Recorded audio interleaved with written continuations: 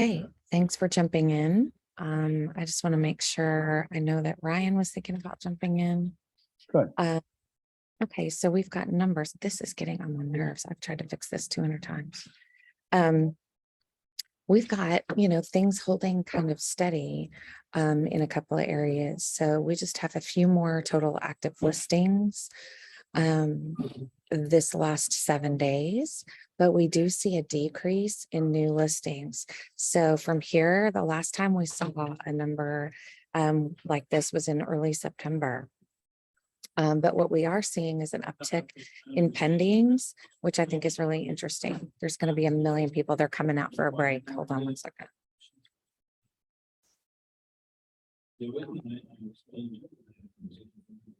Give me just a second because I don't know. Can you hear me now? I can hear you fine. It's Can you hear me? just- No, exactly.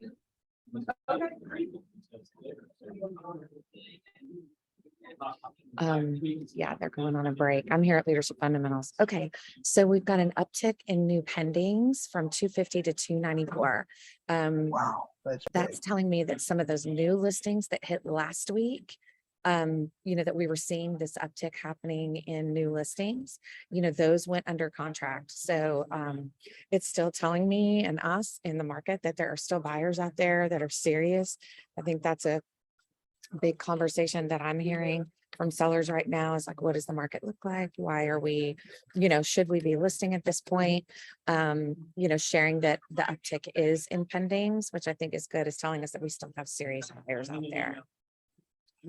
Total closings staying pretty right on track. I think that's just, good to see a nice even number there from week to week. Average days on market, we're seeing that go down again. I feel like that's interesting because to me, it's telling me that we're pricing things better.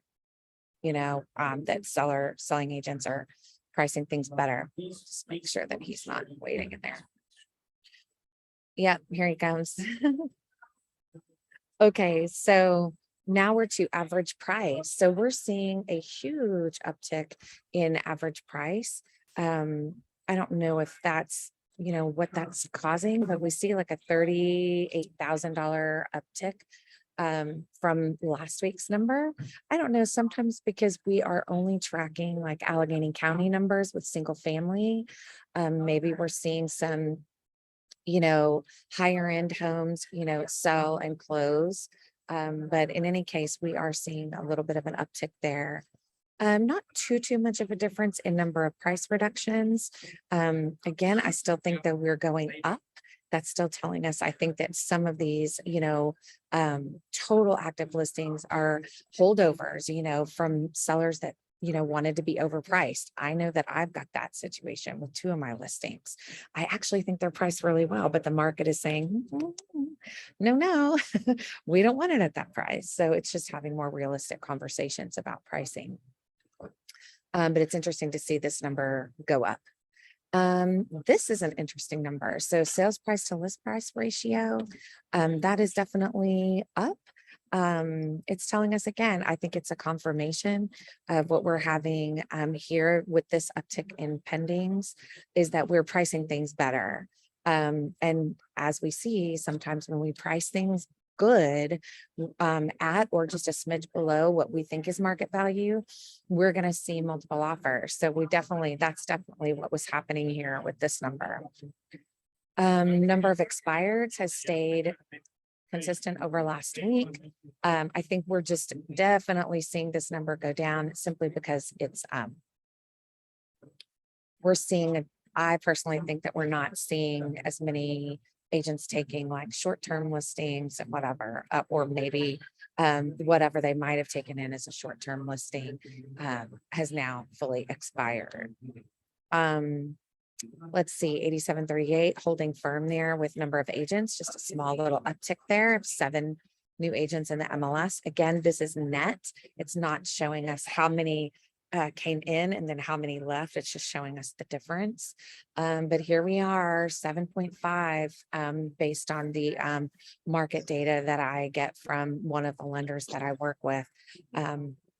we should be having conversations with our sellers about, is the loan that they have on their current home assumable?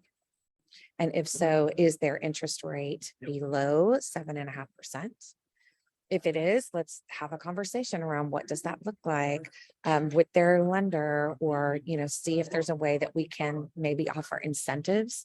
I'm currently talking to one of my sellers to see if they're willing to offer an incentive instead of an assist, is to maybe offer like 2,500 in points, like that a buyer can put towards, reducing, that interest rate. That's just a full, a tactic that we could possibly use. Is there anything else that anybody's seeing here with these numbers? I just think it's interesting since August 1st, when we started, we're definitely up on over 300 active listings, but we're down in new listings. We are just a smidge down in pendings, but closings are way down, over 100 fewer. Average days on market is a little bit higher. We knew that we were going to see that going into this winter market. Average price, a little smidge up, but overall not too different from what we saw at the beginning of August. And a little bit of an uptick overall from the beginning in August now in number of price reductions. Do you guys see anything else in these numbers that I am missing? Hi, Andy. Any questions here? I'm pretty sure, let me just make sure that all of you are in this. Ryan, this is shared with you. So if you ever wanted to come in and look at these numbers, just search Monday Market in your Google Drive under shared folders, and you're welcome to do this at your own anytime. Yeah. Thank you. Anything else you guys are seeing out there that you want to share with the group? I'm definitely seeing my listings in really great areas just sit. But this is telling us, in terms of total closings, or I'm sorry, pendings are up. So that's telling me that people are pricing things right, and they're, still active buyers out there for sure. I think some people are afraid it's going to keep going up. They're still trying to beat the higher rates. Oh, you mean buyers? Oh yeah, they're pouncing on things that maybe whatever. I definitely had. Oh, and I've got a question for you. I'm going to text you later. I've got a high-end buyer that had to, definitely reduce their price point because of that interest rate. And there are still some good physician loan rates out there. And some other options, but Michael at Holland was telling me that she, like their investors are requiring that points be bought down. Like they're capping the interest rate, and if those buyers can't buy that point down to that rate, they're not approving the buyers. So that was interesting.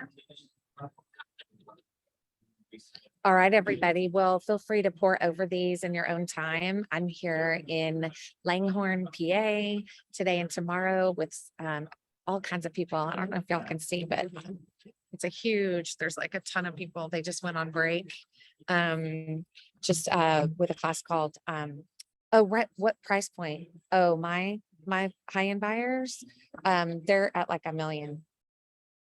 And they're looking in the city or South Hills. So it's couple of options there, but I need somebody to show them tomorrow. So they want to see a house in Somerset, not Somerset, the city or county, but in Squirrel Hill. So if any of y'all are around tomorrow, I have a high-end buyer wanting to see something around 12:30 or 1 o'clock tomorrow.